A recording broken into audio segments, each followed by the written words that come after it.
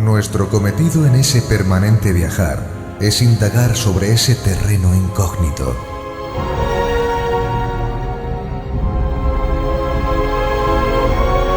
Cada terreno que pisamos, cada mundo que abordamos, es un aliciente más para desentrañar los grandes enigmas que nos envuelven.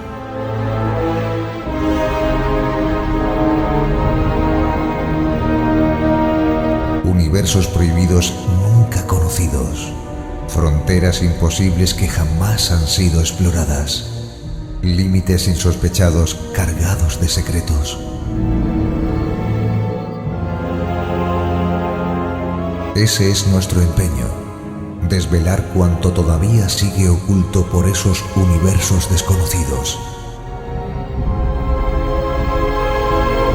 Mostrar que existen otros mundos.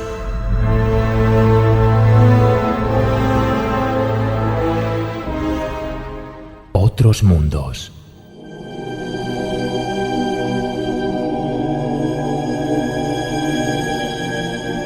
Secretos de la religión.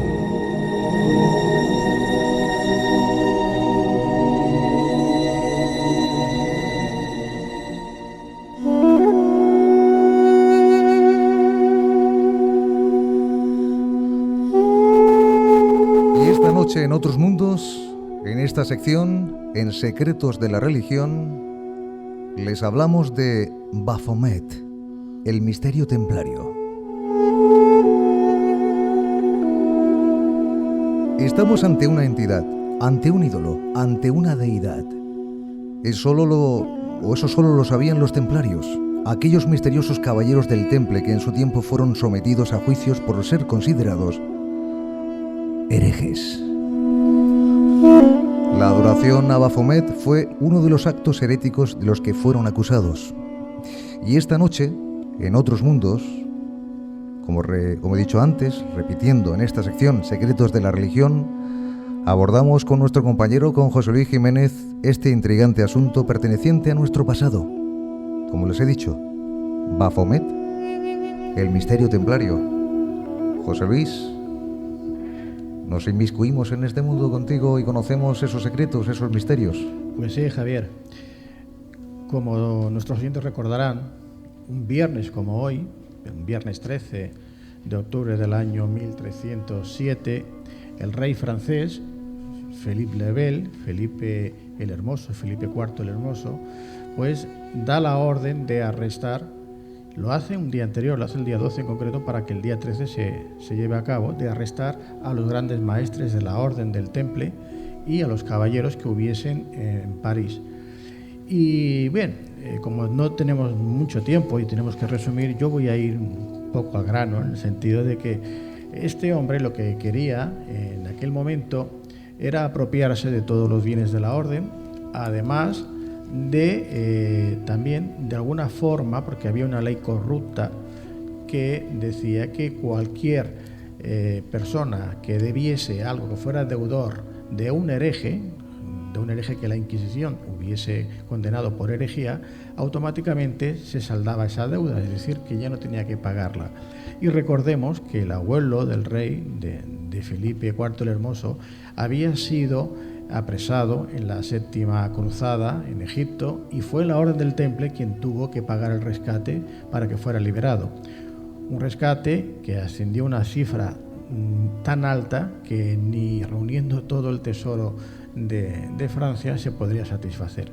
Así pues, el rey francés tenía en su objetivo dos cuestiones principales. Una, eliminar la orden porque le estorbaba por el poder que había conseguido, y la otra, pues no tener que pagar esa cantidad tan inmensa y si podía además apropiarse. ¿Y cómo lo podía hacer? Puesto que la Orden del Temple dependía jerárquicamente y directamente del papado, pues utilizando precisamente la única arma que el Papa en aquel momento no se podía negar, que era acusarlos de herejía. Pues bien, digo que manda a apresar a los templarios y los acusa sobre todo de herejía, de posesión demoníaca, de idolatría, de apostasía, de simonía y sodomía. Lo más importante para la Inquisición en aquellos momentos era precisamente la acusación, en este caso de idolatría, porque esto era la herejía mayor a la que ellos ya directamente les podían de alguna forma condenar. ¿Qué ocurre? Que tienen que inventarse un cargo, tienen que inventarse, en este caso, a quién adoraban, cuál era esta idolatría. Y aquí surge la palabra del Baphomet. El Baphomet, como ha dicho muy bien Javier al principio, pues es una supuesta deidad, es una imagen pseudo-humana, que además, según interpretan después, representaría la cabeza de un macho cabrío, que tenemos algunas imágenes que nos podrán mostrar lo que quiere decir, pero realmente esta deidad no existió o no existía como un objeto o algo a representar o a adorar dentro de la orden. Ni siquiera, no solamente en la regla del temple, sino en ningún otro lugar aparece la palabra Baphomet. De hecho, el rey ordena que se les torture, que se les interrogue, se les torture y sobre todo que obtengan este ídolo alguna prueba, alguna imagen, alguna figura. Necesitaban una prueba a toda costa para que surgiese efecto esta acusación. Y la única persona que menciona, y no dice Baphomet exactamente, sino que dice Baphometo o Baphometi, porque esa expresión se utilizaba para referirse a la adoración de deidades, pero no a una deidad concreto y menos dentro de la orden del temple. Por lo tanto, nos encontramos que solamente es una persona y que no es un caballero templario, sino que es un sargento de un caballero, es un servidor, el que menciona que él una vez oyó que hablaban de algo de un tal Baphomet. Bien, a partir de aquí, porque nadie más, incluso siendo torturado, confiesa que se adorase a esta figura, llegan a quemar vivos en la hoguera a unos 53 caballeros templarios en París, en aquella época, sin que ninguno confesara.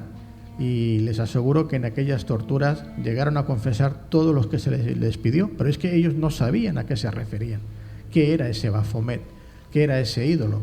Por lo tanto, ese misterio que parecía que se iba a resolver porque no existía, curiosamente yo me encuentro luego una figura en Tomar, que es un pueblo que, bueno, yo lo catalogo como el último refugio templario, puesto que cuando la orden fue disuelta en el año 1312 por la bula papal del Papa Clemente V, que había sido el arzobispo de Burdeos y fue el propio rey francés quien lo subió al trono como papa.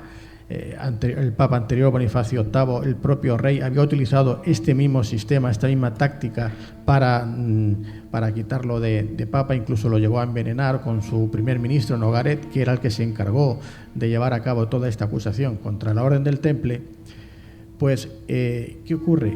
Que a mí me sorprendió que en este pueblo de Tomar, en Portugal, que existe un monasterio que se conoce como el Santo Cristo y la iglesia de San Juan Bautista y otra iglesia que hay de María de Olivais, aquí hay una serie de simbologías muy curiosas, y entre estas de simbología de la iglesia aparece una cabeza con 3 caras, porque la definición que hacían de este tal Baphomet era de que se trataba de una cabeza. A veces decían que era la cabeza de San Juan Bautista momificada, o la cabeza de Hugo de Payens, que había sido el primer maestro de la orden, o era la cabeza de un macho cabrío. Se trataba, por lo tanto, de una especie de una cabeza con 3 imágenes, con 3 caras. Y fíjense por dónde en Tomar, en esta iglesia, aparece, y es una iglesia templaria. Claro, esto me da que pensar, si no existió el ídolo realmente Baphomet, ¿cómo es que aparece esta imagen en una iglesia templaria en Portugal? No tenemos mucho tiempo para extendernos, me gustaría poderles explicar más, pero bueno, entre algunas representaciones, las más famosas es la que hizo en este caso Eliphas Leví, en el que vemos que en una especie de pentáculo pues nos muestra este macho cabrío con estos cuernos, que vendría a representar pues una especie de Satanás, de diablo, ¿no? Permítenos, José Luis, porque te quiero también preguntar o hacerte y también no sé si comentar algo también, Frank. Pero yo quería preguntarte algo. Una figura, como tú acabas de destacar, ¿cómo es posible que a los llamados caballeros de Cristo adoren algo así? Bueno, es que los La Orden de los Caballeros Templarios, hay mucha desinformación al respecto. Cuando eran iniciáticos, pero no todos los caballeros, sino los grandes maestros, era la élite de la orden, eran los pocos que realmente conocían el hermetismo, el esoterismo, incluso tenían contactos con otras religiones, como eran los sufíes, los musulmanes, o los hebreos, o los israelitas, ¿no? De hecho, una descripción que a mí me parece la más acertada de todas, que la hizo Fulcanelli, el gran alquimista Fulcanelli, él llegó a decir que el Baphomet o Mahomet, que era una imagen sintética y en la que los iniciados del temple, es decir, los caballeros que te digo, esta élite, ¿no?, de los grandes maestros, habían agrupado todas, en este caso, o todos los elementos de la alta ciencia y la tradición. Para él era un paradigma esotérico, es decir, que se venía a representar en este caso una cuestión esotérica, era un simbolismo que Fran Escandel seguramente nos va a ampliar ahora.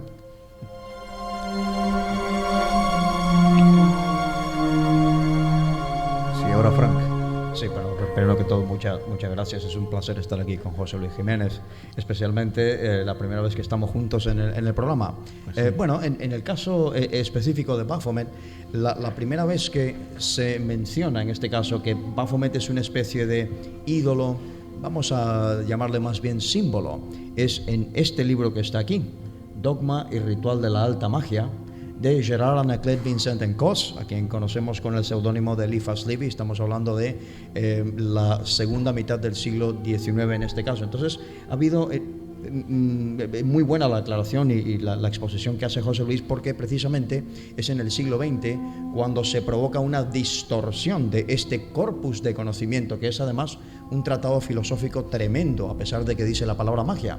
Y simplemente lo que sucede es que hay un señor en 1969, hay un señor que funda una religión llamada la Iglesia de Satán, y pone la cabeza de este ídolo, de este símbolo, en un pentáculo invertido, con la transposición de las letras hebreas que componen al Leviatán en contraposición al otro pentáculo que apunta hacia arriba, que tiene las letras hebreas Yod He Shin Bau He, que significa Jesús en hebreo. Okay, hace la transposición por Leviatán y eso se le conoce como el pentáculo de Baphomet. Lo que nos ha pasado es que los investigadores más modernos han visto esa distorsión de un símbolo que está en un libro que es este que está aquí, y nos han dado una imagen distorsionada que José Luis también nos ha aclarado esta noche.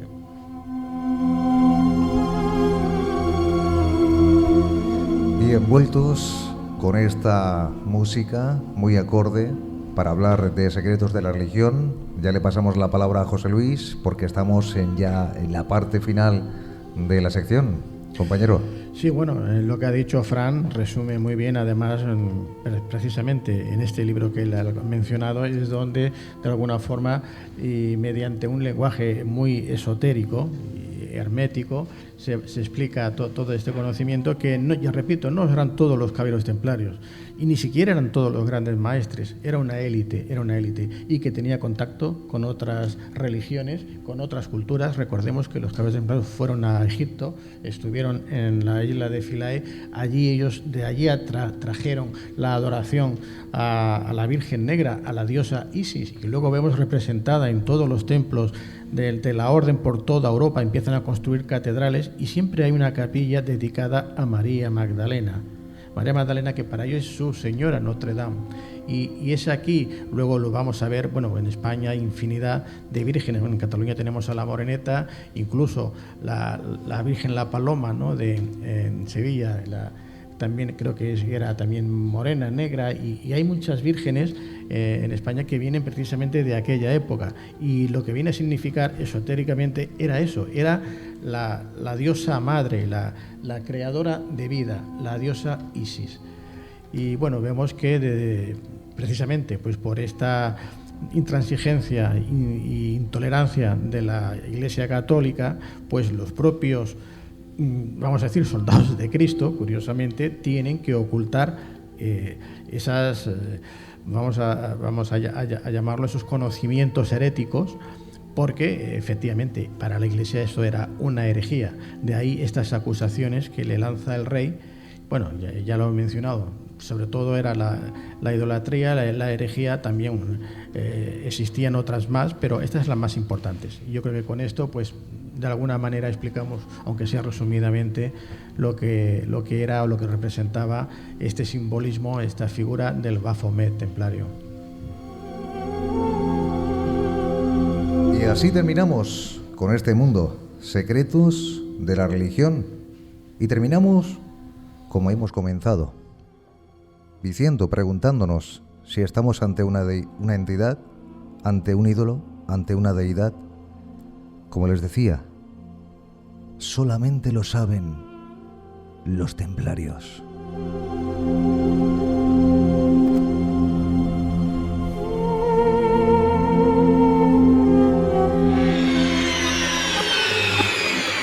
Otros mundos.